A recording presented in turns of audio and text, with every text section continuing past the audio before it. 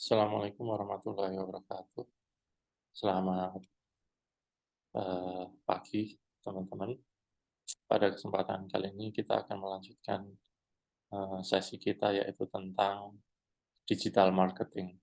Oke, eh, saya share materinya.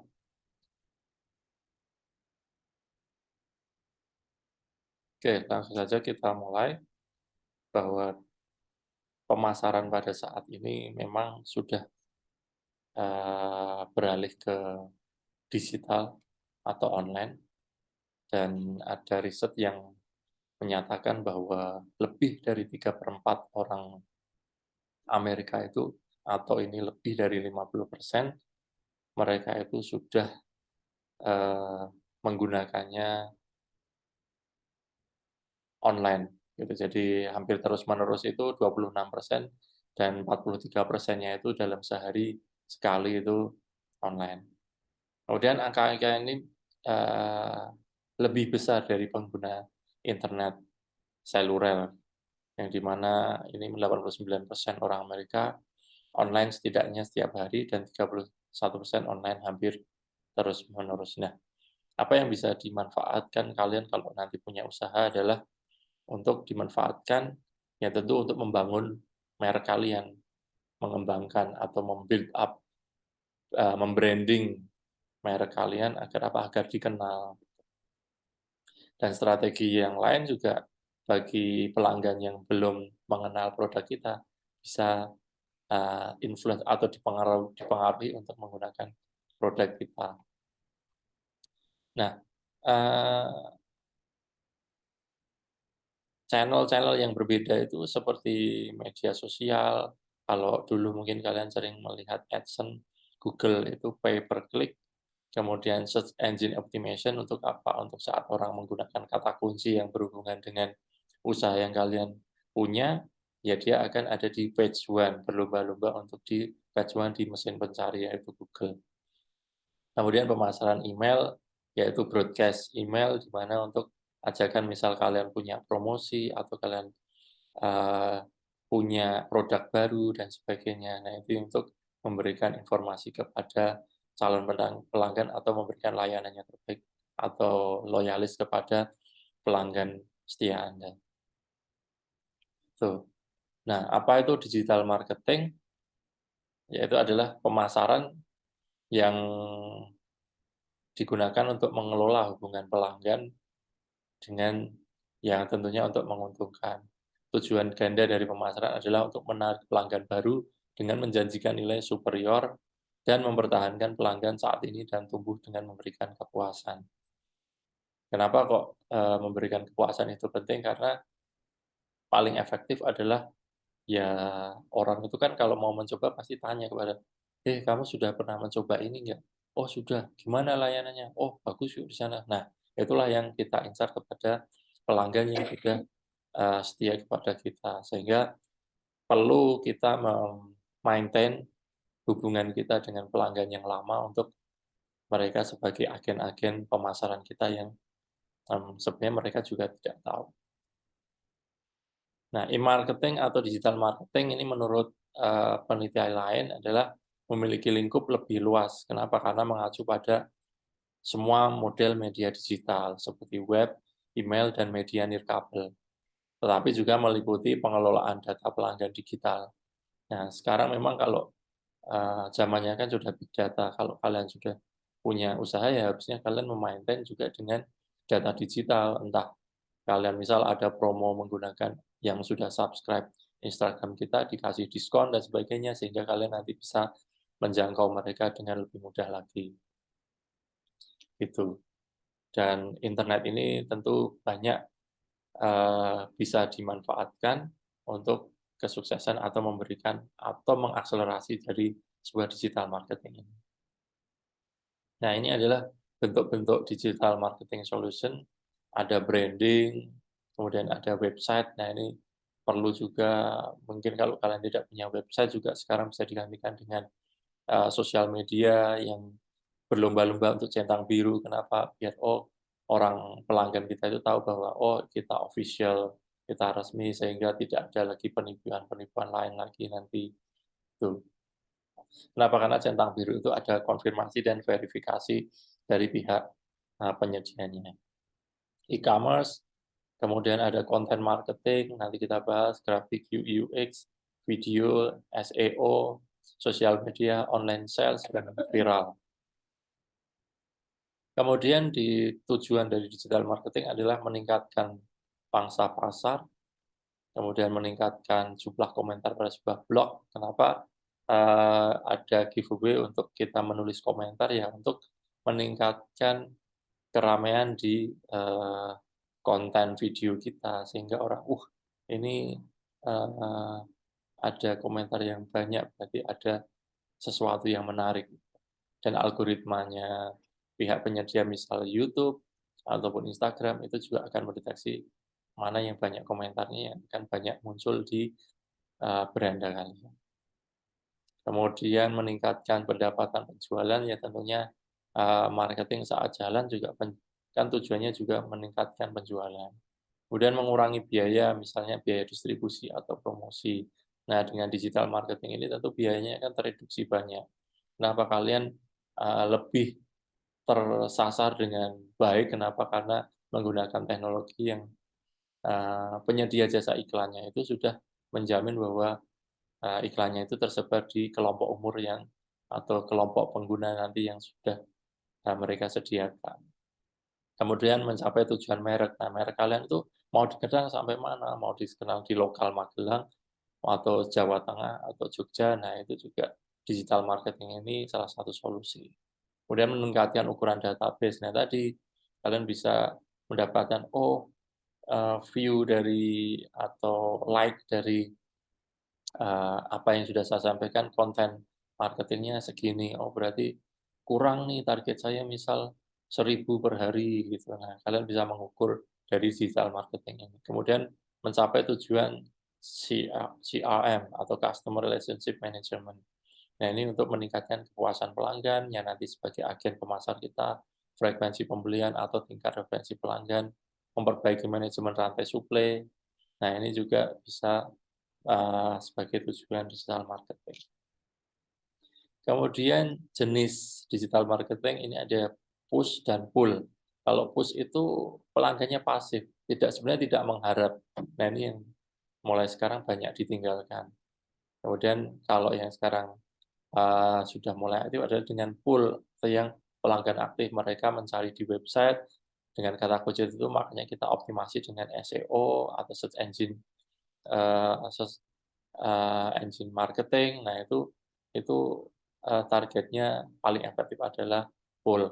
Tapi juga ada kalanya tergantung strategi kita nanti kita karena awal kita gunakan push dulu untuk menyasar pelanggan yang pasif atau pelanggan yang belum tahu produk kita.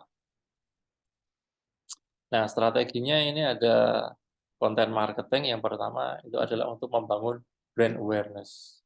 Jadi konten itu misal kalian sering lihat iklan-iklan rokok itu kan, saya paham banget nih, dia ini iklan rokok apa yang terkenal di jalan kan E-Might gitu. Nah, kalian bisa mencontek membangun konten marketing pun harus juga punya identitas sehingga kalian bisa orang melihat di awal iklan yang baru 2 detik saja bahkan itu bisa melihat ini iklan ini. Nah, itu targetnya. Kemudian mobile marketing. Nah, ini responsif terhadap perangkat mobile itu sangat dibutuhkan saat ini. Kenapa? Orang itu sekarang lebih banyak menggunakan perangkat mobile atau perangkat genggam gitu untuk kesehariannya. Sehingga iklan-iklan tentu lebih banyak disasar sekarang dengan mobile marketing. Nah, tidak ada cara lain adalah platform atau yang kalian gunakan untuk media online sekarang itu harus responsif atau mudah menyesuaikan di perangkat mobile. Kemudian yang ketiga adalah integrated digital marketing. Nah, ini adalah menggunakan media sosial dan konten itu terintegrasi. Jadi media sosial kalian yang wajib lah sekarang bagi yang punya usaha itu punya media sosial. Kenapa? Banyak orang ya sekarang itu butuh pandangan dulu di media sosial seperti apa. Misal kalian jualan rumah gitu, ya pengen melihat visualisasi dari media sosial yang kalian tayangkan. Kenapa? Oh, si calon pelanggan ini juga bisa melihat komen-komennya, oh bagus, oh bagus. Nah, itu juga akan memancing atau terinfluence mereka untuk penasaran juga gitu. Tapi kalau komentarnya juga sudah negatif, tentu mereka juga enggan untuk eh, tergoda terhadap digital marketing kali. Kemudian continuous marketing. Nah, ini tentu juga perlu disesuaikan kapan kalian menggunakan offline, online, atau SEO. Online itu porsinya lebih besar atau lebih kecil dari offline, nah itu tentu dengan strategi. Kalian jualannya mau menyasar kemana? Kalau menyasar pangsa pasar yang produktif, tentu online-nya harus besar. SEO-nya juga harus besar. Tapi kalau target kalian adalah kaum yang sudah umur di atas 60, ya offline tidak ada cara lain lagi, walaupun online tetap ada porsinya. Kemudian personalized marketing. Nah, ini sekarang sudah sangat kalian nikmati bahwa iklan-iklan yang ada itu sudah sangat menyesuaikan dengan apa yang kalian biasa lakukan di aktivitas internet. Misal kalian sering browsing terkait dengan smartphone, ya nanti iklan-iklan yang akan muncul adalah terkait dengan perangkat pendukung smartphone atau ada model terbaru. Bahkan kalau kalian senang dengan merek tertentu itu punya produk baru, bisa saja muncul iklannya dari produk tersebut. Nah, itu yang dinamakan personalized marketing. Kemudian ada visual marketing. Nah, ini visual marketing itu menggunakan Instagram, TikTok, Facebook. Nah, ini makanya sekarang ramai menggunakan strategi ini. Kemudian metode. Metode ini ada search engine optimization, ya digital ini sangat penting. Ya tadi berlomba-lomba untuk ke page one gitu, first page gitu. Kemudian content marketing ini untuk membangun brand awareness. Jadi kalian perlu memikirkan kalau iklan itu jangan langsung beli produk ini ya. Kalian harus dengan cara yang smooth atau jangan indirect marketing. Kemudian inbound marketing, ada social media marketing, pay per click mungkin sudah banyak ditinggalkan, tapi ini juga dikombinasikan dengan affiliate marketing, ada Tokopedia, ada Shopee gitu. Kemudian native advertising, kemudian native advertising itu iklannya menggunakan website yang sesuai dengan apa yang kalian buka. Misal kalian mau buka websitenya Google, nah iklannya ya terkait dengan Google tadi, yaitu memang penyedianya. Beda kalau kalian uh, iklan nanti dengan Google AdSense. Nah, itu kan iklannya tidak sesuai dengan produk kalian atau bukan asli dari origin dari apa yang kalian buat. Kemudian marketing automation.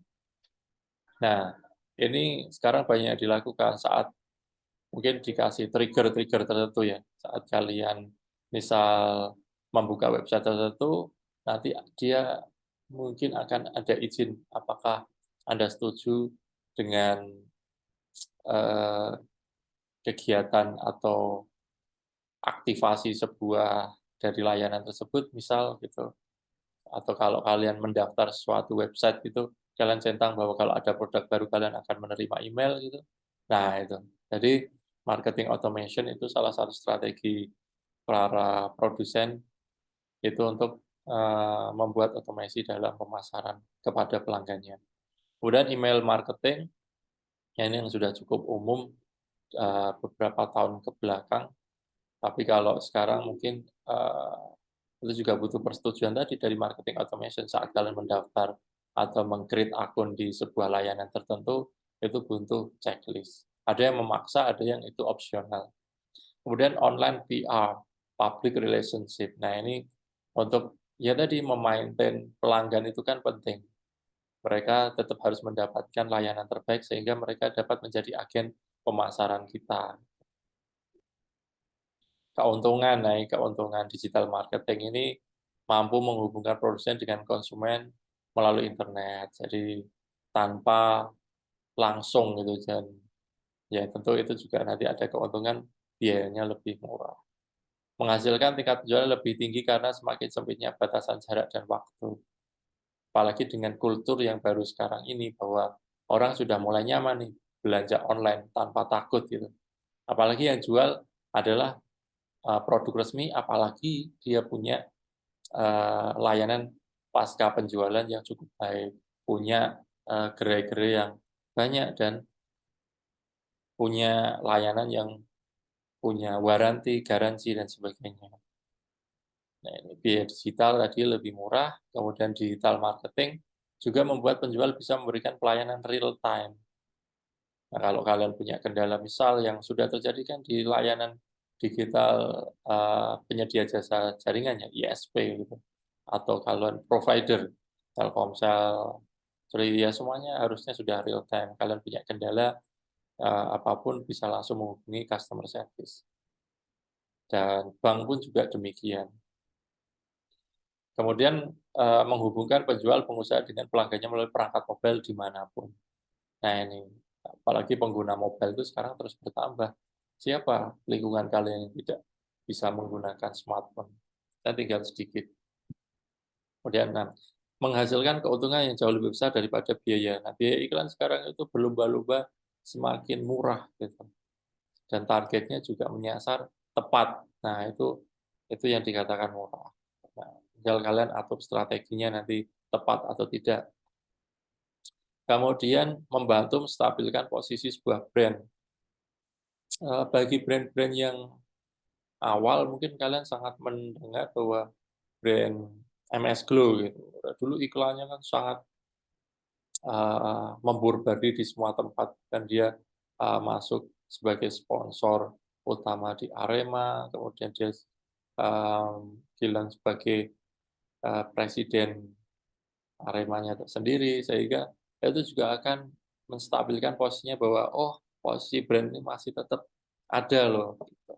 Sehingga pesaingnya juga akan takut juga dengan posisi yang mereka pertahankan. Kemudian membantu para pengusaha mikro untuk mampu bersaing dengan perusahaan makro. Nah, mikro ini kan dengan modal yang sedikit dia bisa bersaing hampir sama ini dengan perusahaan yang lebih besar. Gitu. Kenapa? Karena biaya iklan tadi yang murah tadi. Jadi posisi itu bisa mereka manfaatkan untuk ya minimal ada di level langsung bawahnya itu kan lebih dekat dengan pesaingnya. Mempersiapkan para pengusaha mikro ataupun terhadap era Internet of Things. Nah, sekarang ini memang era internet sudah menjadi kunci sehingga ini bisa menjadi jalan untuk bersaing secara global. Kemudian memberikan kesempatannya lebih luas kepada pengusaha untuk melakukan branding terhadap produknya. Ya, kembali lagi untuk mendapatkan tempat di calon pelanggan baru atau memaintain di pelanggan yang sudah lama atau sudah loyal terhadap kita.